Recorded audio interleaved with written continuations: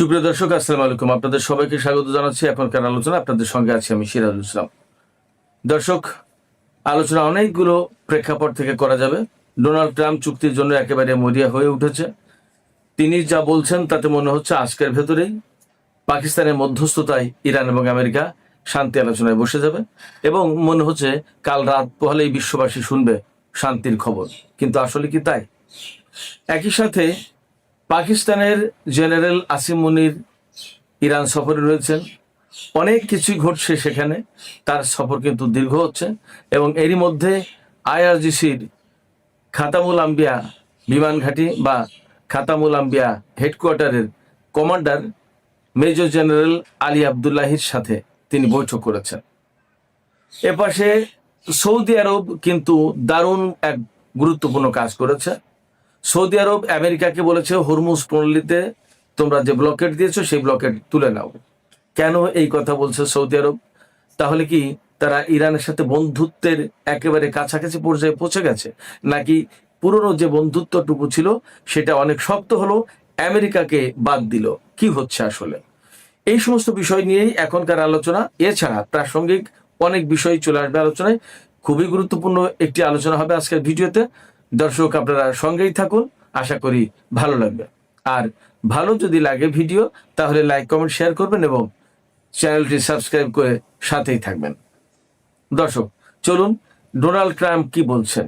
Donald Trump আজকে ঘোষণা দিয়েছেন যে ইরান তার পরমাণু ডাস্ট, এটা আসলে কোনটা আমি পরিষ্কার না, যেটা সমৃদ্ধ ইউরেনিয়াম এটা নাকি অন্য কোনো ফরম্যাটের সমৃদ্ধ ইউরেনিয়াম, সেটা ইরান নাকি আমেরিকাকে দিতে রাজি হয়েছে।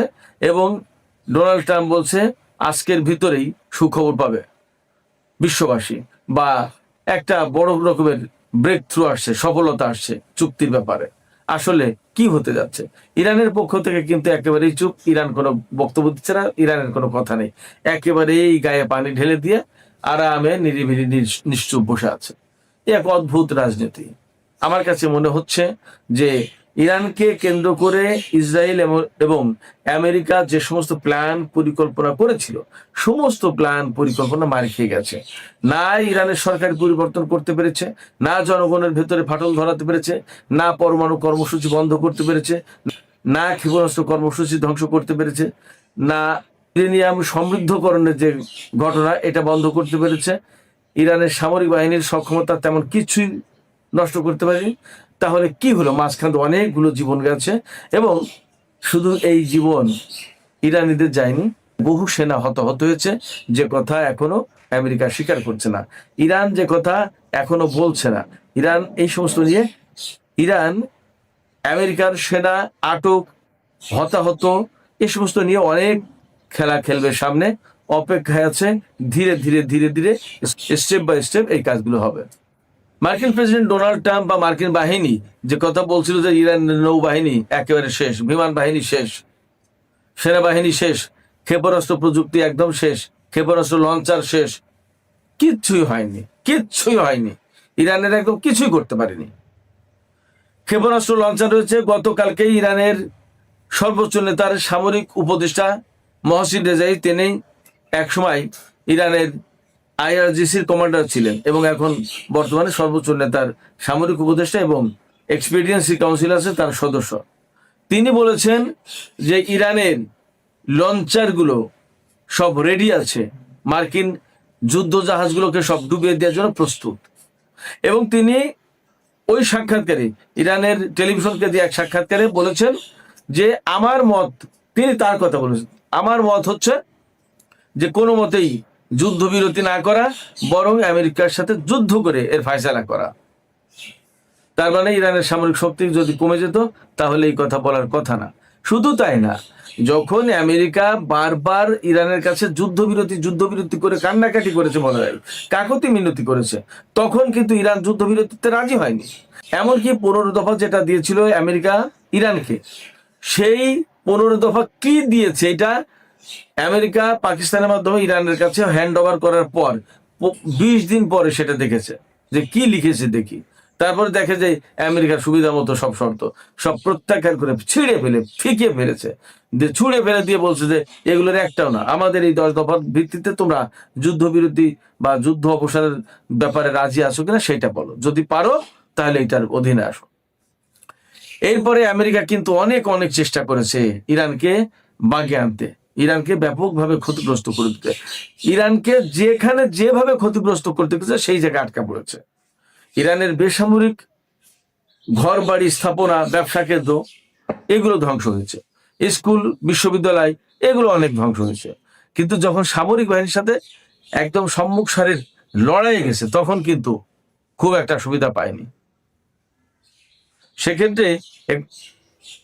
সেক্ষেত্রে কথা বলার সুযোগ রয়েছে যে এখন ডোনাল্ড ট্রাম্প যত কথাই বলুক না কেন, ইরান কিন্তু চুপ, সব দেখছে যে আসলে কি ঘটে, কি হয় দেখি। ডোনাল্ড ট্রাম্প এবং নেতানিয়াহু আসলে ইরানকে হামলা করে ইরানের সরকার পরিবর্তনের জন্য যে প্রচেষ্টা শুরু করেছিল, যে আগ্রাসন চালিয়েছে, লোকজন তো তাই বলছে, তাতে বিপদে পড়েছে সব দিক দিয়ে বিপদে পড়েছে। হিজবুল্লাহ, লেবাননের প্রতিরোধকামী সংগঠন ইসরায়েলের বিরুদ্ধে রুখে দাঁড়িয়েছে, ইয়েমেনের হুতিরা মোটামুটি রুখে দাঁড়িয়েছে, ইরাকিরা খুব বেশি করেনি এখনো, বাট প্রস্তুত ছিল, টুকটাক করেছে। এরপরে ইরান তো তার সুবিধা মতো তার শক্তি সামর্থ্য নিয়ে রুখে দাঁড়িয়েছে। শুধু তাই না, আমি গতকালকার ভিডিওতে সম্ভবত বলেছিলাম, এখন কথাটা রিপিট করি, ইরানের হাতে যে সমস্ত আধুনিক অস্ত্র রয়েছে তার অনেক কিছুই আপনারা বিশ্বাস করতে পারেন, চোখ বন্ধ করে বিশ্বাস করতে পারেন, অনেক কিছুই তারা এখনো বেরই করেনি, এটা ব্যবহার করেনি শত্রুর বিরুদ্ধে। এবং এই সমস্ত অস্ত্রগুলো যদি বের করে এবং ব্যবহার করে তাহলে পৃথিবী অবাক হয়ে যাবে। এইরকম কিছু অস্ত্র ইরানের হাতে আছে। আমি এটা নিয়ে খুব শিগগিরই একটা এপিসোড করবো আশা করছি। তো এপাশে ইসরায়েলি ব্যাপকভাবে ক্ষতিগ্রস্ত। সবচেয়ে বড় যে সংকটটা তৈরি হয়েছে, ইসরায়েল এবং আমেরিকা বিশ্বের কাছে সবচেয়ে বিরাট বড় শক্তিশালী, সামরিক দিক দিয়ে শক্তিশালী দেশ ছিল।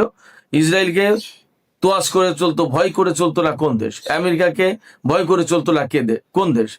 কিন্তু ইরান এই যুদ্ধের ভেতর দিয়ে আমেরিকার এই মহাপরাক্রমশালী রাষ্ট্রের যে মিথ, এটা কিন্তু ভেঙে দিয়েছে যে তার বিরুদ্ধে ইজিলি যুদ্ধ করা যায় এবং যুদ্ধ করে তার বিমান বাহিনীকে, তার নৌবাহিনীকে, তার ঘাঁটিগুলোকে ভীষণভাবে অনিরাপদ করে তোলা যায়। এটা সম্ভব।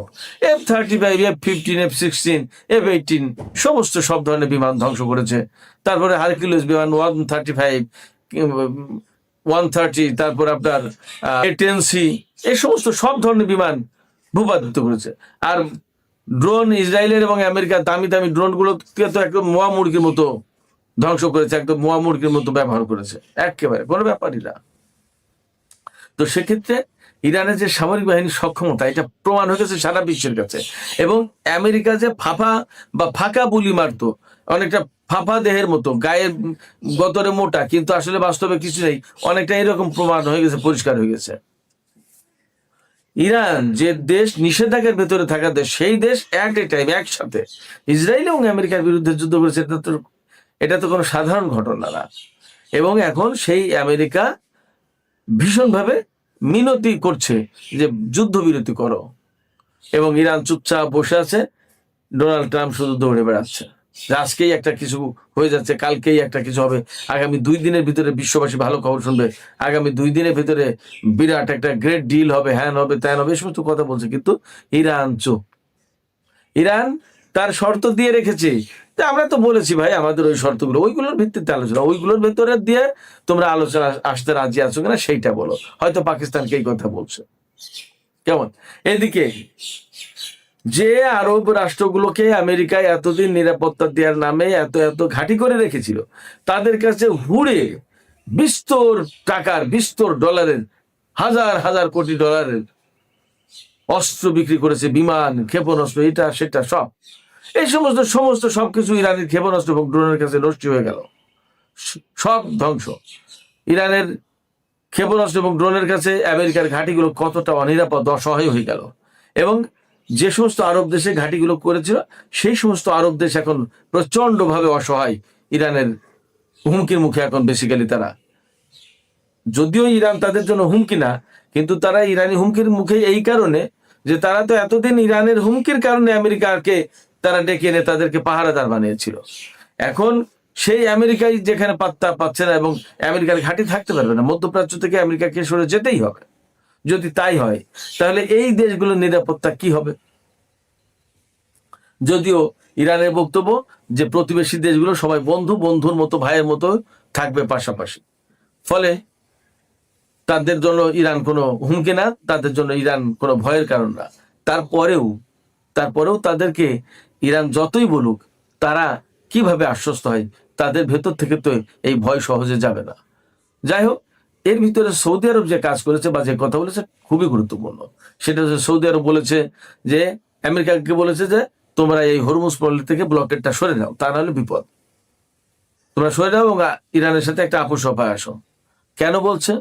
অনেকগুলো কারণে। তার একটা কারণ হচ্ছে যে আমেরিকা যে সৌদি আরব কেউ নিরাপত্তা দিতে পারছে না, এটা সৌদি আরব পরিষ্কার হয়ে গেছে। এক। দুই হচ্ছে যে এই অঞ্চলে যে ইরান 1 নম্বর শক্তি, এটাও পরিষ্কার, তার সাথে অহেতুক লড়াই করে লাভ নেই, এটা একটা ব্যাপার। অ্যাট দ্য সেম টাইম আপনার ইরানের উপরে যদি অবরোধ দিয়ে রাখে, হরমুজ পল্লীতে অবরোধ দিয়ে রাখে, অর্থাৎ ইরানের জাহাজ যদি চলতে না পারে, তাহলে ইরান যেভাবে হরমুজ পল্লীতে বন্ধ রেখেছে আর কারো জাহাজ ঢুকতে পারবে না, সেটা যেমন কার্যকর করবে, অ্যাট দ্য সেম টাইম ইয়েমেনের হুতিদেরকে দিয়ে বাবাল বান্দব প্রণালী বন্ধ করে দেবে। আমি আগেই বলেছি, আজকে বা গতকাল থেকে এই বিষয়টা খুব আলোচনা হচ্ছে, বাট আমি আগেই বলে রেখেছি যে বাবাল বান্দব প্রণালী বন্ধ করে দেবে। বাবাল বান্দব প্রণালী বন্ধ করে দিলে কি হবে? হরমুজ প্রণালীতে সৌদি আরব বা কুয়েত, কাতার, এদের সংযুক্ত আরব আমিরাত, বাহরাইন, এদের যে সমস্ত জাহাজ যেতে পারছে না, বন্ধ হয়ে রয়েছে, কিন্তু লোহিত সাগর দিয়ে অনেক তেল সৌদি আরব জাহাজে করে বিক্রি করতে পারে, পাঠাতে পারে। কিন্তু বাবাল মানদেব প্রণালী যদি বন্ধ করে দেয়, তাহলে তো এশিয়া, জাপান, দক্ষিণ কোরিয়া, উত্তর কোরিয়া, মালয়েশিয়া, ফিলিপাইন, সিঙ্গাপুর, কোথাও তো এই তেল যাবে না। তাহলে সৌদি আরবের জন্য মহা বিপদ। আপনারা এরই মধ্যে জানেন যে এই যুদ্ধে সৌদি আরব কিন্তু টাকার অঙ্কে হাজার হাজার কোটি ডলারের ক্ষতির মুখে। তেল বিক্রি করতে পারছে না, রাজস্ব নেই, রেভিনিউ নেই, ইনকাম নেই, পাশাপাশি ইরানি ক্ষেপণাস্ত্রের আঘাতে মধ্যপ্রাচ্য জুড়ে বা এই যুদ্ধে টোটাল ইরান থেকে শুরু করে টোটাল মধ্যপ্রাচ্যে $50 বিলিয়ন বেশি তেল স্থাপনার ক্ষতি যুদ্ধের কারণে। ইরানের যেমন তেল স্থাপনায় মেরেছে, ইরানও তেমনি মধ্যপ্রাচ্যের বিভিন্ন তেল স্থাপনায় মেরেছে। সেক্ষেত্রে ক্ষয়ক্ষতি কিন্তু মধ্যপ্রাচ্যে ব্যাপক হয়েছে। ফলে এখন আমেরিকা যদি হরমুজ প্রণালী বন্ধ করে রাখে, তাহলে সৌদি আরবের জন্য হরমুজ প্রণালী বন্ধ, আবার লোহিত সাগর বন্ধ হয়ে যাবে। তখন কি করবে? মহাবিপদে পড়ে যাবে সৌদি আরব। এই জন্য সৌদি আরব আমেরিকার উপরে চাপ দিচ্ছে যে তোমরা হরমুজ প্রণালী খুলে দাও। আবার চীন তো চাপ দিচ্ছে, রাশিয়া চাপ দিচ্ছে। এবং আপনারা জানেন কিনা, রাশিয়া এবং চীন এরই মধ্যে যৌথভাবে জাতিসংঘ নিরাপত্তা পরিষদে একটা প্রস্তাব উত্থাপন করেছে, যে প্রস্তাবে বলা হয়েছে হরমুজ প্রণালী থেকে ব্লকেট তুলে নিতে হবে, আমেরিকাকে ব্লকেট তুলে নিতে হবে। তার মানে ইরান তো বলছেই, ইরান তো আছেই, তার সাথে একেবারে সরাসরি জোটবদ্ধ হয়ে গেল এবার প্রকাশ্যে চীন এবং রাশিয়া। তাহলে কি দাঁড়ালো? আমি যে বহুদিন আগে বলে আসছিলাম যে চীন, রাশিয়া এবং ইরান একটা বলয়, এই 3 দেশের বলয় এই আমেরিকার বিরুদ্ধে যে লড়াই, এই লড়াইয়ে যুক্ত আছে এবং এরা কখনো কেউ কাউকে ছেড়ে দেবে না। যখন ইরানের উপরে হরমুজ প্রণালীতে ব্লকেট দিয়েছে, তখনই কিন্তু চীন এবং রাশিয়া জাতিসংঘ নিরাপত্তা পরিষদে যৌথভাবে প্রস্তাব উত্থাপন করে তারা জানিয়ে দিয়েছে যে এই হরমুজ প্রণালীর ব্যাপারে বা তেল বেচা কেনার ব্যাপারে, তেলের বাণিজ্যের ব্যাপারে রাশিয়া, চীন এবং ইরান এক বলয়ে, তাদেরকে বিচ্ছিন্ন করা যাবে না। ফলে আমেরিকা কিন্তু মারাত্মকভাবে আন্তর্জাতিক চাপের মুখে পড়েছে। এপাশে সৌদি আরব বলছে, ওপাশে চীন, রাশিয়া বলছে, ওপাশে ইউরোপ, নেটো জোটভুক্ত কোনো দেশ ট্রাম্পের পাশে গিয়ে দাঁড়ায়নি। সেক্ষেত্রে ভয়াবহভাবে আমেরিকা এই যুদ্ধের প্রেক্ষাপটে আন্তর্জাতিক অঙ্গনে একঘরে হয়ে পড়েছে, একা হয়ে পড়েছে। এবং একই সাথে যে ইসরায়েল সারা বিশ্বের পশ্চিমা দুনিয়ার ভালোবাসা পেয়ে আসছিল, সেই ইসরায়েল এখন পশ্চিমা দুনিয়ার, বিশেষ করে ইউরোপের দেশগুলোর কাছে একদম শত্রুর নাম। শুধু তাই না, চমৎকার একটা বক্তব্য দিয়ে আমি আজকের আলোচনা শেষ করি। সেটা হচ্ছে, আমি আগে আপনাদেরকে বলেছিলাম, একজন সাংবাদিককে পরিচয় করে দিয়েছি বিভিন্ন ভিডিওতে, টাকার কার্লসন, আমেরিকান একজন জার্নালিস্ট, ফক্স নিউজের জার্নালিস্ট। তিনি একসময় টক শো করতেন, টক শোর হোস্ট ছিলেন, খুবই নামকরা। তিনি গতকালকে কি বলেছেন জানেন? তিনি বলেছেন ডোনাল্ড ট্রাম্প খ্রিস্টান ধর্মে বিশ্বাস করে না। তার ধর্ম কি?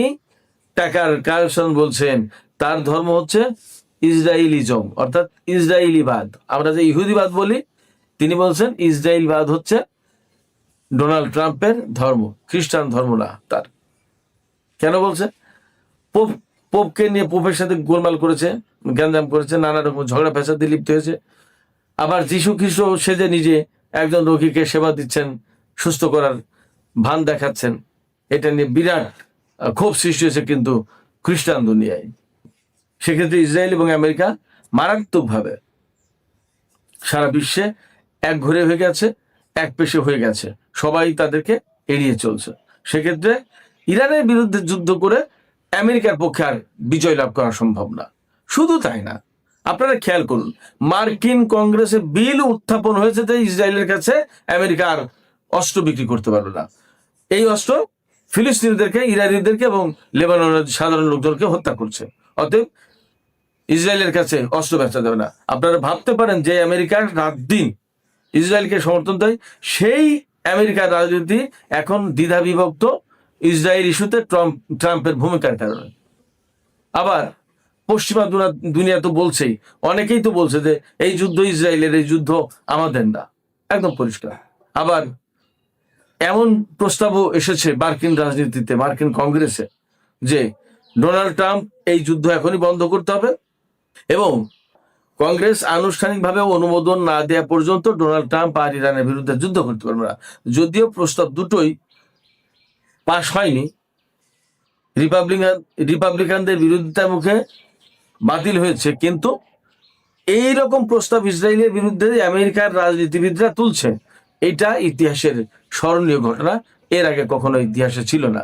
অতএব ইরানের এই যুদ্ধ বিশ্বের রাজনীতি, কূটনীতি, সমরনীতি অনেক কিছু পাল্টে দিয়েছে ভীষণভাবে।